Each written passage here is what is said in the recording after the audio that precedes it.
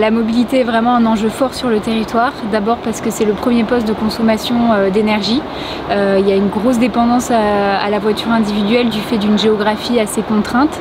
On a des distances allongées qui s'allongent d'ailleurs à couvrir, des dénivelés qui sont importants, parfois on a plusieurs centaines de mètres sur des distances assez courtes à couvrir et on a des transports en commun qui sont là mais qui ne sont pas forcément adaptés à la demande et souvent insuffisants. Donc ça pose vraiment des enjeux de mobilité, surtout pour des personnes qui n'ont pas forcément accès à un permis de conduire ou à un véhicule. Et donc nous, Parc, on essaye de proposer des solutions.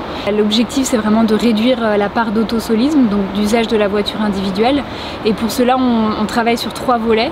Un premier volet sur l'infrastructure et l'aménagement du territoire, donc comment rendre le territoire plus accueillant, plus accessible, plus sécurisé pour tous ces modes alternatifs. Un deuxième volet plus sur justement le déploiement de solutions, donc des services de mobilité. Et enfin un dernier volet qui est très important sur l'accompagnement au changement, aussi bien pour les particuliers que pour les structures, les entreprises, les collectivités. Et donc accompagner les gens dans ce changement de comportement à l'échelle individuelle ou structurelle. Ça fait partie un peu de l'ADN d'un parc naturel régional que d'expérimenter des solutions, d'évaluer leur impact et de si elles fonctionnent, si elles répondent à un besoin, de les pérenniser via d'autres dispositifs. On sait qu'il n'y a pas une solution qui répond à l'ensemble des besoins, donc il faut vraiment raisonner en termes de bouquet de solutions. Le service Vélico, c'est un service de location de longue durée de vélos à assistance électrique. Il y a 40 vélos en location sur le territoire du parc, 30 à Millau, 5 à Sévrac et 5 à Saint-Affrique. L'idée, c'est de proposer une solution de mobilité active sur la durée. Donc jusqu'à maintenant, on avait fait des prêts gratuits d'1 semaine pour vraiment tester sur une courte période. Et cette fois, on propose aux gens d'incorporer cette solution dans leur quotidien sur une durée plus longue, donc de 3 à 6 mois. Ces vélos sont intégralement équipés pour l'usage du quotidien, donc il y a des sacoches, anti-vol, casque de vélo, gilet jaune, écarteur de danger, tout ça.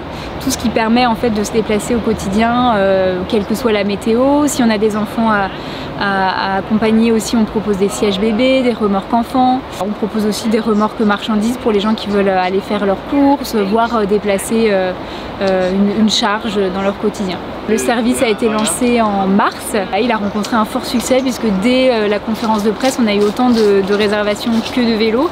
Et aujourd'hui, les vélos sont loués jusqu'à la fin de l'année, voire jusqu'à début 2024. Alors, on espère que ce service va continuer et voir peut-être un jour qu'on augmente la flotte. L'autopartage avec Cities a été lancé en 2018 avec 3 voitures à la base. Aujourd'hui, on a 7 véhicules sur l'ensemble du parc. La première étape, c'est de s'inscrire au service Cities. Et une fois qu'on est inscrit, on peut réserver n'importe quel véhicule, donc les 7 qui sont sur le territoire du parc, mais aussi ceux qui sont à Toulouse, à Lyon, à Lille. Voilà, c'est vraiment un maillage à l'échelle nationale. Et donc il s'agit, contrairement au covoiturage où on partage un trajet, cette fois c'est un véhicule qui est partagé. Ça n'empêche pas de faire du covoiturage aussi quand on l'utilise, mais l'objectif c'est de permettre à des gens qui habitent ici et qui veulent se séparer de leur véhicule ou qui n'ont pas de véhicule, mais par contre qui ont effectivement le permis de conduire, d'utiliser un véhicule quand ils en ont besoin. On peut réserver pour 1 heure, 2 heures, une demi-journée ou même un week-end ou plusieurs semaines. Ça permet en fait d'optimiser des véhicules qui sont déjà existants, sachant qu'en moyenne un véhicule particulier est immobile 95% du temps. Et donc là, ça permet d'économiser sur la fabrication de véhicules, l'utilisation de l'espace public, etc. J'ai fait une réservation donc en amont, j'ai le badge. Peut-être approchez-vous. Là, je peux badger. Ça déverrouille le véhicule. Hop, voyant vert. Là, je peux rentrer dans le véhicule. Donc le véhicule s'est déverrouillé. Et la voiture me parle maintenant. Je peux rentrer par le passager si vous voulez. Ce boîtier, je mets une code PIN qui note l'état de propriété du véhicule.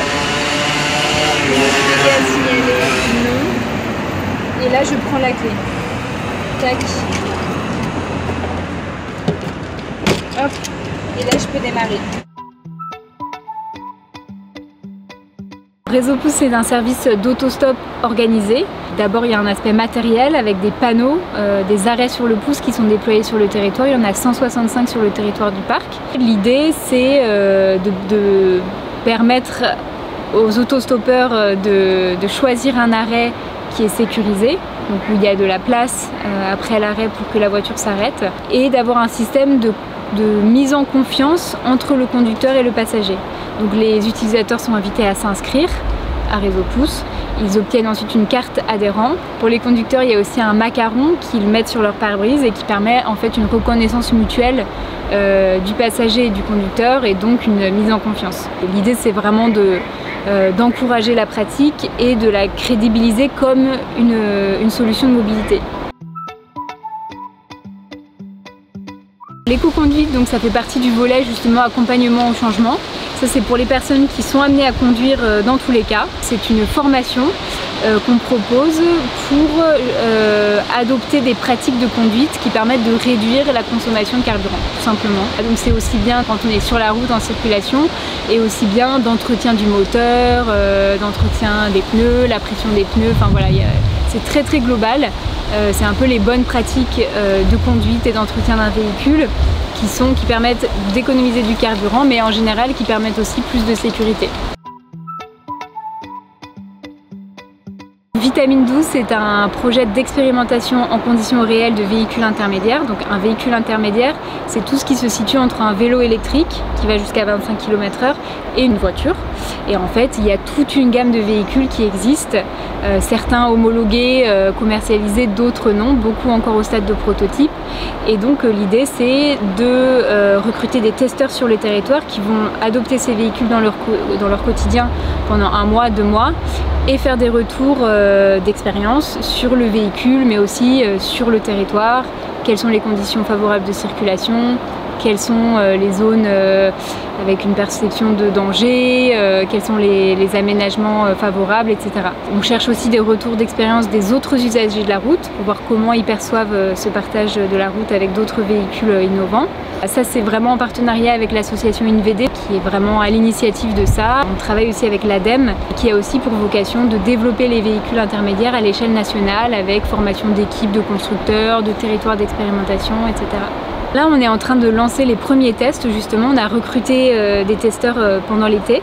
On a une quinzaine de testeurs éligibles, donc pour être éligible, il faut avoir 18 ans ou plus, avoir le BSR ou le permis de conduire, habiter sur le territoire du parc, adhérer à l'association d'InVD et s'engager aussi à suivre une formation d'1 journée sur le code de la route, la prise en main de ces véhicules. L'association InVD pour Innovation Véhicules Doux existe depuis 2018, je crois, sur le territoire. C'est une association d'usagers de la bicyclette, mais de tous les véhicules intermédiaires, et donc ils ont la mission de développer la mobilité douce sur le territoire et vraiment d'essayer de trouver des solutions pour le milieu rural. On est content de les avoir parce qu'ils nous font remonter des besoins, ils ont beaucoup d'idées, ils sont très actifs, et voilà, nous on est là aussi pour les soutenir et être territoire d'accueil de ces projets. On les a accompagnés notamment dans le montage de candidatures pour avoir des financements. Voilà le type d'accompagnement qu'on peut proposer.